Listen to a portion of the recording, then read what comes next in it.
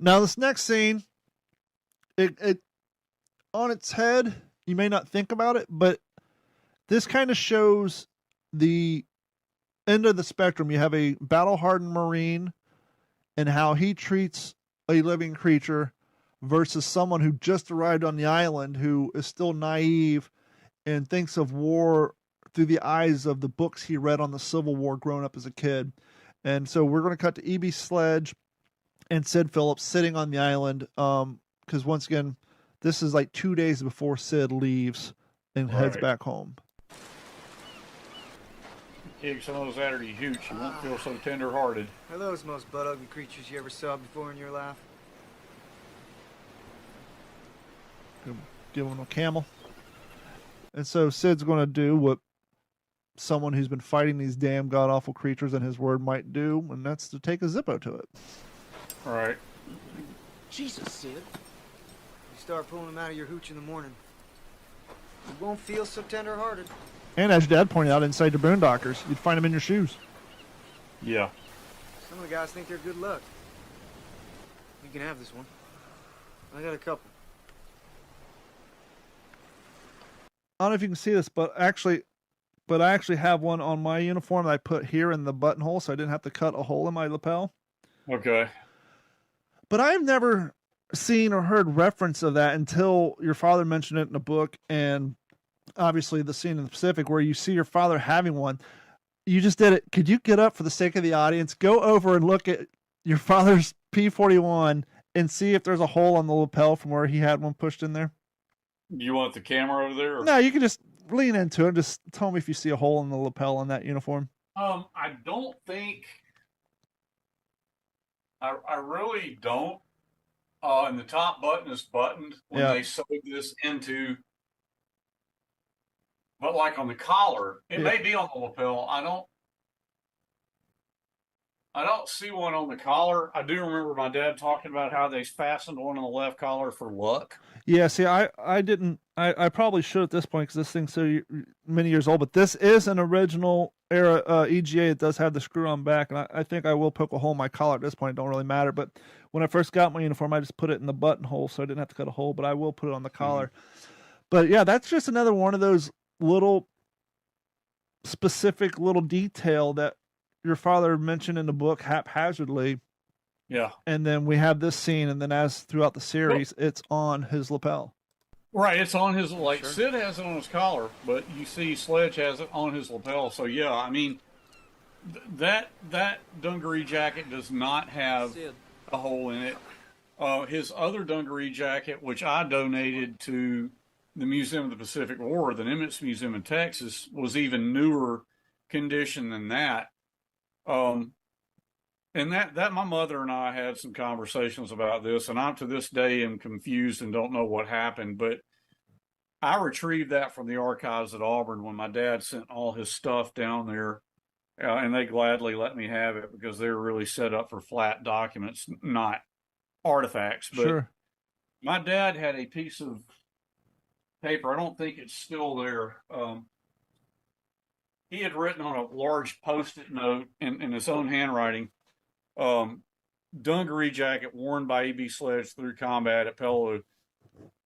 I remember, I mean, that was his and he wore it, okay, without question. But I remember as a kid, and my mother remembers this, in his closet, in his study, there was the dungaree jacket he wore at Peleliu. And it was faded, bleached. It was salty, stained, still salty with sweat stains. Now, it had been washed. Yeah.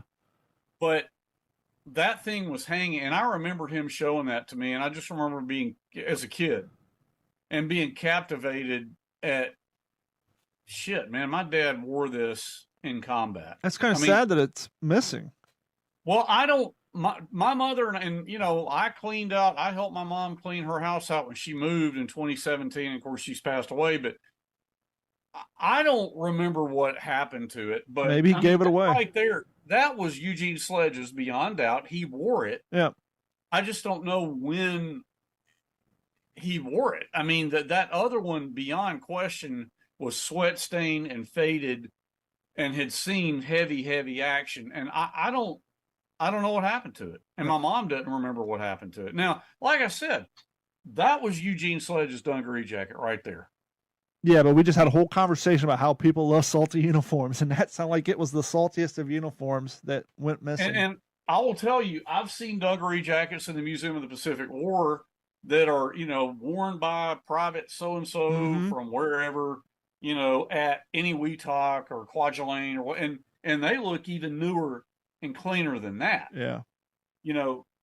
That's got stains on it and the shoulders are torn out of it. So without question, Sledgehammer wore that. But that other one, I will never know what happened to that. Now, this is a very good scene. This is another scene that kind of shows your father and his doughy-eyed, bushy-tailed rabbit. The beautiful long shot. This is such a well-done scene.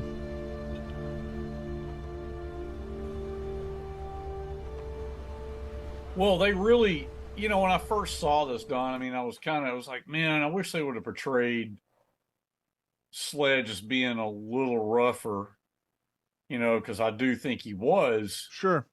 But then the more, and I would say this, and if we can tap into that Netflix market, man, we got to let people know, keep watching this because it gets better every time you watch it. There's so much there that you will discover. And read China Marine, read With the Old Breed, read Helmet for My Pillow. Hell, read Devil Dogs by Saul David. Read You'll Be Sorry by Sid Phillips. Yeah, read You'll Be Sorry by Sid Phillips. There's so much meat on the bone there to really dive in and explore. But the Pacific, the more you watch it, there's something there. Leighton and I've had this conversation. Every time I watch it, I discover something I didn't see before. But you see the development of, Joe Mazzello did such a great job in that character arc of, as you put, doughy-eyed, and that's what he was. He's showing that. But man, and we'll get, when they're on Okinawa pushing on past Shuri Ridge, Sledge is about as battle-hardened as anybody could be. And a whole new group of doughy-eyed troops come in, and you kind of see his previous behavior in those new people. And that's kind of got to be hard for family members such as yourself. As you said, I wish they would have portrayed my father in a little more hardened way, but then you realize, we're telling a story here. And one of the key factors of this story is how combat changes somebody. Yes. So he may have went to Pavuvu at a level 4 or 5 on a hardened scale, but we're going to notch it back to a 2 so that when he hits the 10, it's more noticeable. Exactly. I remember the guys telling me, because we talked about some of this, and they really wanted, Bruce McKenna just, the thing about my dad's character, and it's the same thing people now I can say all over the world have said to me, it was his humanity. The fact that he was able to retain his humanity. And Bruce said, when you see the way we portray him on Okinawa, it's not even going to closely resemble what he is like coming on to Pavuvu. And they really did do a good job of portraying that. And it's that development in the character arc. And he came damn close to losing that humanity, but we'll save that for that episode. He did. Yes. Story for another day. So one of the cool things about this scene is they show you the inside of the LSTs. And show you getting them on the craft. And I love the fact that they look up at the window and you see the naval officer with that weird looking helmet on. Talker helmet. I also want to point out, I love the way that scene of them in the tank deck is great. I love the way when those Amtraks, so those amphibious tractors start those radial engines, you really hear, there's nothing in the world that sounds like a radial engine, and you hear that to great effect in this scene, and I love that. And get off that beach. And when you get to the tree line, remember to clear your weapons of sand. Mortimer, here you go, Marie. Now, this is another scene like I was discussing earlier. This is the first time we were introduced to the helmet cover. Yeah. The change in the uniform. Don, also want to point out, Bruce, I know Matt Leach and I have had this conversation. And Matt, being a European guy, Band of Brothers guy, was struck by those bay doors opening on the LST.